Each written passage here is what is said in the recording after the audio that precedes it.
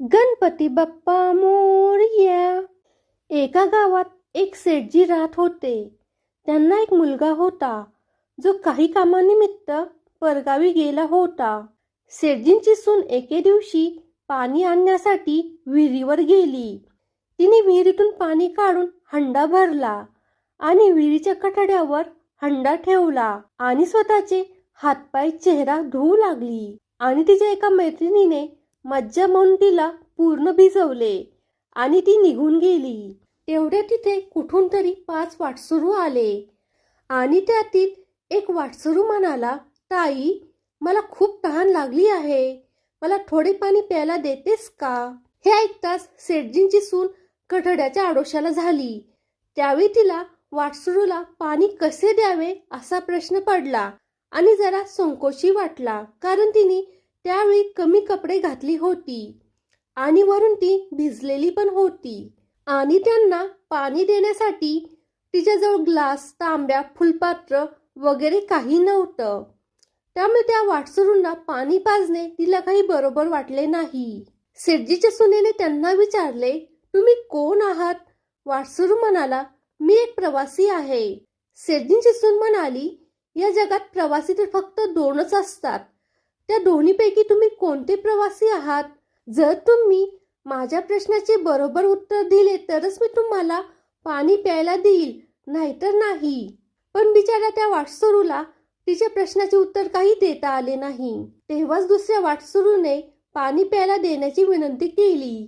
सेठजीच्या सुनेने दुसऱ्या वाटसरूला विचारले, बरं, तुम्ही सांगा, तुम्ही कोण आहात? दुसरा वाटसरू म्हणाला, मी एक गरीब माणूस आहे. त्यावर सेठजीची सून म्हणाली, दादा, या जगात गरीब तर 2च आहेत, तुम्ही त्यापैकी कोणते आहात? हा प्रश्न ऐकून दुसऱ्या वाटसरूचे डोके गरगर फिरले. त्याला काहीच उत्तर सुचले नाही, म्हणून तो गप्प बसला. आता तिसरा वाटसरू म्हणाला, ताई, मला खूपच तहान लागली आहे, जरा दया करा माझ्यावर आणि मला पाणी प्यायला द्या. सेठजीची सून म्हणाली, तुम्ही कोण आहात? तिसरा वाटसरू म्हणाला, ताई, मी एक अडाणी माणूस आहे. हे ऐकून सेठजीची सून म्हणाली, दादा, या जगात अडाणी माणसे तर फक्त 2च आहेत, तुम्ही त्यातले कोणते आहात? तिसऱ्या वाटसरूजवळ सुद्धा तिच्या प्रश्नाचे उत्तर नव्हते. तो गप्प बसला. मग चौथा वाटसरू पुढे आला आणि म्हणाला, ताई, तुझे खूप उपकार होतील जर तू मला पाणी प्यायला दिलेस तर. तहान लागलेल्या माणसाला पाणी प्यायला देणे हे तर खूप मोठे पुण्याचे काम आहे. शेठजीची सून खूपच चतुर आणि हुशार होती. तिने चौथ्या वाटसरूला विचारले, तुम्ही कोण आहात? तो वाटसरू आपला राग लपवत म्हणाला, ताई, मी सगळ्यात मूर्ख माणूस आहे. हे ऐकून शेठजीची सून म्हणाली, या जगात फक्त 2च माणसे मूर्ख आहेत, तुम्ही त्यापैकी कोणते मूर्ख आहात? तो बिचारा सुद्धा तिच्या प्रश्नाचे उत्तर देऊ शकला नाही. 5व्या वाटसरूने हा सर्व प्रकार बघून तहान लागलेली असताना सुद्धा पाणी मागितलेच नाही. आता हे 5हे वाटसरू पाणी न पिता जाऊ लागले. तेव्हा सेठजींची सून म्हणाली, येथून थोडेसे दूर माझे घर आहे, प्लीज तुम्ही तिथे या, मी तिथेच तुम्हाला पाणी प्यायला देते. 5हे वाटसरू तिच्या घराकडे निघाले. या दरम्यान सेठजीच्या सुनेने हंडा उचलला आणि जवळच्या रस्त्याने ती घरी पोहोचली.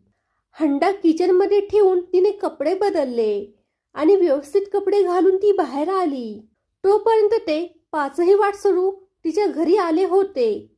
तिने त्यांना गुळ, पाणी आणि फळे दिली. मग ते वाटसरू निघून गेले. हा सर्व प्रकार सेठजी घरात बसून बघत होता. हे बघून त्याला रागही आला आणि दुःखही झाले.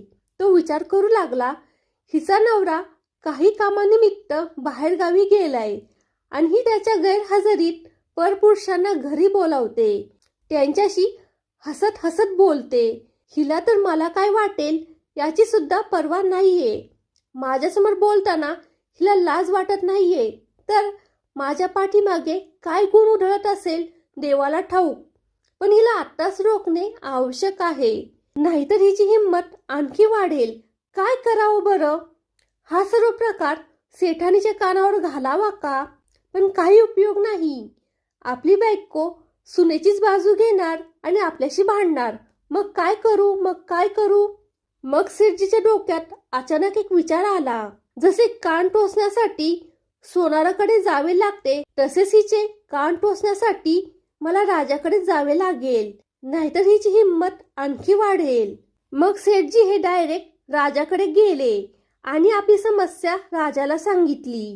सेठजींचे सर्व बोलणे ऐकून घेतल्यावर राजाने लगेच सेठजीच्या सुनेला बोलवण्यासाठी शिपाई पाठविले आणि तातडीने सेठजीच्या सुनेला दरबारात उपस्थित राहण्याचा आदेश दिला. राजाचे शिपाई घरी आलेले बघून सेठजीच्या बायकोने सुनेला विचारले, काय झाले सुनबाई, तुझे कुणाशी भांडण झाले का? म्हणून त्याने तुझी तक्रार राजाकडे केली आणि म्हणून तुला राजाने दरबारात बोलावले आहे. सेठजीची सून आपल्या घाबरलेल्या सासूला म्हणाली, नाही आई, माझं कोणाशीही भांडण झालेलं नाहीये, तुम्ही बिलकुल काळजी करू नका. सासूला जरा रिलॅक्स करून सेठजीची सून ही राजाच्या शिपायांना म्हणाली, तुम्ही तुमच्या राजाला जाऊन विचारून या की त्यांनी मला दरबारात कोणत्या रूपात बोलावले आहे. बहीण, मुलगी की सून, मी कोणत्या रूपात त्यांच्या राजदरबारात येऊ? सेठजीच्या सुनेचे हे बोलणे ऐकून शिपाई परत गेले. त्यांनी राजाला सर्व काही सांगितले. राजाने लगेच आदेश दिला की पालखी घेऊन जा आणि सांगा तिला सुनेच्या रूपात दरबारात बोलावले आहे. राजाच्या आदेशानुसार शिपाई पालखी घेऊन गेले आणि सेठजीच्या सुनेला म्हणाले, तुम्हाला सुनबाईच्या रूपात आणण्यासाठी राजाने पालखी पाठवली आहे. सेठजीची सून लगेच पालखीत बसून राजसभेत पोहोचली. राजाने सेठजीच्या सुनेला विचारले, तुझा पती घरी नसताना तू परपुरुषांना घरी का बोलावले? तेव्हा सेठजींची सून म्हणाली, महाराज, मी फक्त माझे कर्तव्य पालन केले आहे. तहानलेल्या वाटसरूंना पाणी प्यायला देणे हा काही अपराध नाही. हे तर पुण्याचे काम आहे. हे तर प्रत्येक गृहिणीचे कर्तव्य आहे. ज्यावेळी मी विहिरीवरून पाणी आणण्यासाठी गेले होते त्यावेळी माझे कपडे अनोळखी व्यक्तीसमोर जाण्यास योग्य नव्हते, म्हणून मी त्यांना अवघड प्रश्न विचारले. त्यांना या प्रश्नाची उत्तरे देता आली नाहीत. पाणी प्यायला न देता त्यांना जाऊ देणेही योग्य नव्हते, म्हणून त्यांना मी घरी बोलावले आणि तिथेच त्यांना पाणी दिले.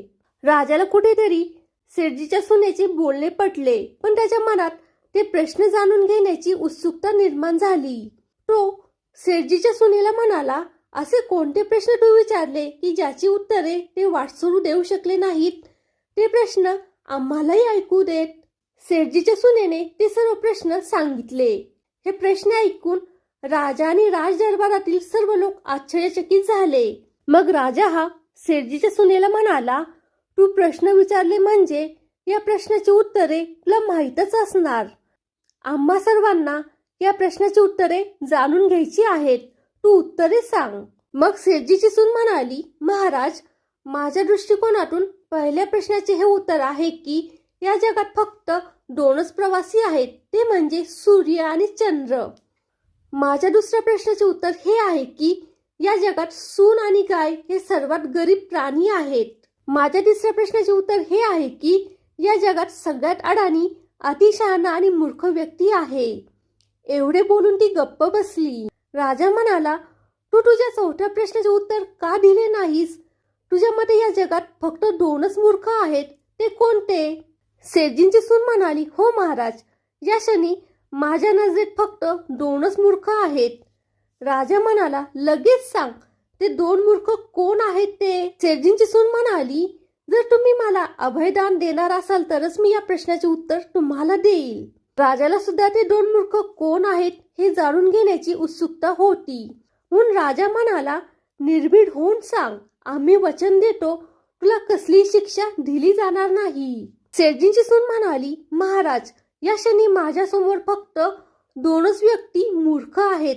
एक आहेत माझे सासरे, ज्यांनी पूर्ण गोष्ट जाणून न घेता आपल्या सुनेची तक्रार राजाकडे केली. जर त्यांना माझी शंका आली होती तर त्यांनी डायरेक्ट मला विचारायचे होते. मी सर्व त्यांना सांगितले असते. निदान अशी आमच्या घराची, कुटुंबाची बेइज्जती झाली नसती. सासऱ्याला स्वतःची चूक समजली. त्याने लगेच सुनेची माफी मागितली. मग राजाने विचारले, रुसा मूर्ख कोण आहे? शेठजीची सून म्हणाली, दुसरा मूर्ख हा या राज्याचा राजा आहे, ज्याने आपल्या सुनेच्या मान मर्यादेचा विचार न करता आणि पूर्ण गोष्ट जाणून न घेता आपल्या सुनेला राज दरबारात बोलावले. सेठजीच्या सुनेचे हे बोलणे ऐकून राजा शॉक झाला. त्याला किती राग आला असेल हे सांगायलाच नको. फ्रेंड्स, या सर्व किस्स्यात मला एकच प्रश्न पडला आहे की 5व्या वाटसरूने पाणी का मागितले नाही? जर तुमच्याजवळ या प्रश्नाचे उत्तर असेल तर कमेंट करून नक्की सांगा. फ्रेंड्स, हा व्हिडिओ जर तुम्हाला आवडला असेल तर व्हिडिओला लाईक करा आणि फोटोग्राफी इज माय पॅशन या यूट्यूब चॅनलला सबस्क्राईब करा. धन्यवाद.